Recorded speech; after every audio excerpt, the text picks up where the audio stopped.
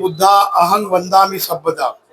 पाली के धम्मपद की गाथा का अर्थ है कि भूतकाल में, अतीत में जो बुद्ध हो गए, एच बुद्धा अनागता, भविष्य में जो भी बुद्ध आएंगे या अरहत आएंगे, और वर्तमान में जो अरहत होंगे या है, उनको मैं नमन करता हूँ।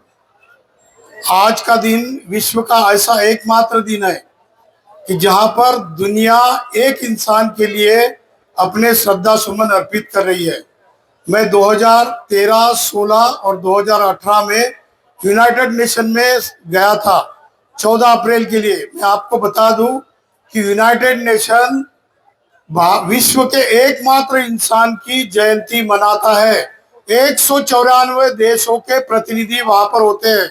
ठीक आप आज से, अभी से 12.5 घंटे के बाद यूनाइटेड नेशन अमेरिका की जो टाइम है हमसे 12 घंटा पीछे है। तो बराबर ये 12 घंटे के बाद यूनाइटेड नेशन के 194 देशों के प्रतिनिधि बाबा साहब आम्बेडकर की एकमात्र इंसान की जयंती मनाएगा।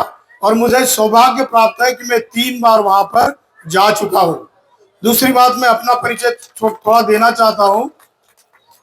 बाबा साहब का जो लंदन का घर है, उसको खरीदने के लिए गवर्नमेंट ऑफ महाराष्ट्र ने मुझे ऑफिसर ऑन स्पेशल ड्यूटी करके अपॉइंट किया गया था, और मैंने सारा घर खरीदने का काम गवर्नमेंट की तरफ से किया। इसलिए मैं अपने आप को भाग्यशाली समझता हूँ। ऐसे मौके किसी के लाइफ में आते होंगे, नहीं, मुझे नहीं पता, पर मेरी माता 1942 में बाबा साहब की एक सभा में उपस्थित थी। वो 10 साल की थी। उसने सपना देखा था, क्योंकि उसने बाबा साहब के चरण छुए थे, और बार बार बता करती थी कि बेटा, बाबा साहब ने जो बात की है वही बात को आपको रिपीट करना है, आपकी जिंदगी निखर जाएगी। वही बात हम करते आए। तो मैं ये इसीलिए कहना चाहता हूं कि बाबा साहब का जीवन जो है वो हम तो जानते हैं, लेकिन बाबा साहब बनने की जो प्रोसेस है, प्रक्रिया है, ये बहुत इंपॉर्टेंट है हमारे लिए। बाबा साहब जो बाबा साहब बने, उस बनने के लिए क्या क्या उनको तकलीफें सहन करनी पड़ी, और हमारे लिए उन्होंने क्या कुछ उपलब्ध करा दिया, ये ज्यादा इंपॉर्टेंट है। बाबा साहब के गुरु तथागत बुद्ध को मैं वंदन करता हूँ। दूसरे गुरु संत कबीर है, संत रविदास जी है, संत बहुत सारे संत कबीरदास है, रविदास है, घासीदास जी है, ज्योतिराव फूले जो कि उनके तीसरे नंबर के गुरु है। ज्योतिराव फूले की 200वीं जयंती हमने कल परसों 11 तारीख को मनाई है। ये साल उनके 200वीं शताब्दी का साल है। उसके साथ साथ ये साल 1927 में बाबा साहब ने 19 और 20 मार्च को मानव मुक्ति का आंदोलन चलाया था, जो पानी का आंदोलन चलाया था महाड़ के सत्याग्रह में, उसका शताब्दी वर्ष भी है। तो ऐसे बहुत सारे इंपॉर्टेंट इवेंट्स इस साल में होने हैं, और इनको हमको मनाना है। बाबा साहब ने 1927 में 19 और 20 मार्च को जो महाड़ का आंदोलन चलाया था, उस वक्त एक कोटेशन में बताता हूँ बाबा साहब का। बाबा साहब कहते हैं कि ours is a struggle not for wealth, not for power, our struggle is for honour, our struggle is for dignity, our struggle is for reclamation of human personality. हमारा संघर्ष केवल सत्ता और संपत्ति के लिए नहीं है, हमारा संघर्ष इंसानियत के लिए, और स्ट्रगल इज फॉर ऑनर। ये सिस्टम हमको सम्मान नहीं देती है। हमारा संघर्ष यह है कि आपने हजारों साल तक हमको इंसान करके माना नहीं, इसके लिए हमारा संघर्ष रिक्लेमेशन ऑफ ह्यूमन पर्सनालिटी। हमारी जो पर्सनालिटी है, अगर आप हमको मौका दोगे तो हम हमारी जिंदगी में 4 चांद लगा सकेंगे। यही बात बाबा साहब के बारे में कहूंगा। बाबा साहब को 1913 में सयाजीराव गायकवाड़ महाराज जी ने अमेरिका में कोलंबिया यूनिवर्सिटी में पढ़ने के लिए स्कॉलरशिप दी थी। एक व्यक्ति को एक मौका मिल गया, और उसने दुनिया का सबसे बेहतरीन संविधान लिख डाला। आप कहते हो कि आपकी काबिलियत नहीं है, आप हमको मौका नहीं देते हो। ऐसे कहीं भी मौके हम लोग करके बताने की हिम्मत हमारे बीच में है।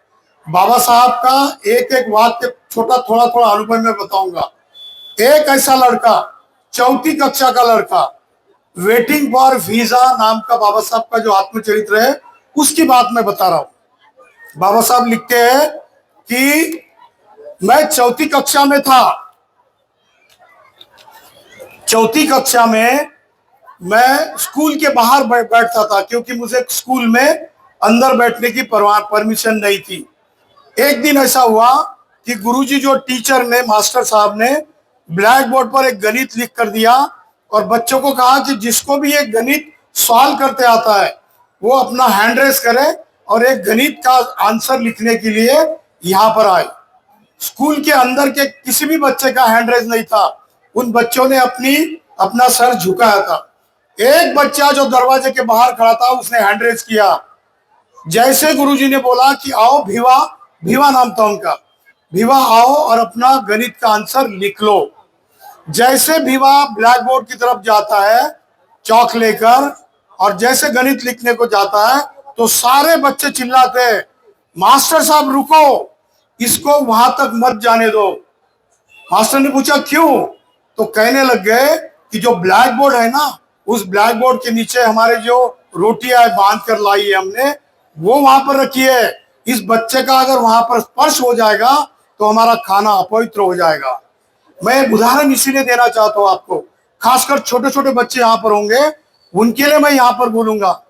उस दिन क्या हुआ, बाबा साहब ने वेटिंग फॉर वीजा में लिखा है, बाबा साहब ने उसमें लिखा है कि उन्होंने मुझे जमीन के अंदर गाड़ने की कोशिश की, लेकिन उनको पता नहीं था कि मैं बीज हूं। और बीज का एक गुणधर्म होता है, बीज का एक गुणधर्म होता है कि वो जमीन के अंदर पड़ता है और जब बारिश का पानी उसको मिलता है तो पेड़ बनकर वो उभर कर आता है और बहुत बड़ा पेड़ बनकर लोगों को छांव देता है।